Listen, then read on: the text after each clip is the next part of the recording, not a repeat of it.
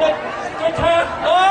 ប្រជាពលរដ្ឋនៅណៃធុញត្រង់ហត់អត់ទេមិនមែនអញ្ចឹងទេមកកាន់តែច្រើនឡើងស្អែកមកទៀតទេស្អែកខាងស្អែកមកទៀតទេពេលគណៈបក្សសង្គ្រោះជាតិអំពាវនាវមកទៀតទេ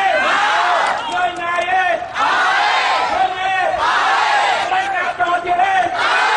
ឈ្នះហើយឈ្នះហើយ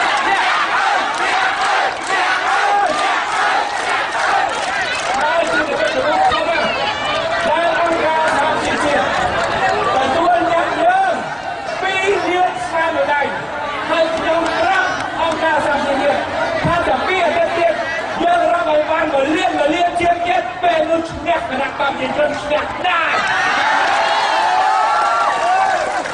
គេព្រោះគេអាចព្រៀបជាប់បានមានបច្ចេកទេសផ្នែកស្ថិតិបច្ចេកទេសវិទ្យាសាស្ត្រដើម្បីព្រៀបទាត់ថាញាតិយើងស្នាមដៃយើងគឺចេញមកពីប្រជាពលរដ្ឋខ្មែរពិតប្រាកដខ្មែរសុទ្ធសាធខ្មែរមានសញ្ជាតិជាខ្មែរអាយុចាស់ពី18ឆ្នាំឡើងទៅខ្មែរមានសិទ្ធិបោះឆ្នោតខ្មែរមកចាស់ទឹកម្ចាស់នេះគឺគ្រប់គ្រងសង្គ្រោះជាតិ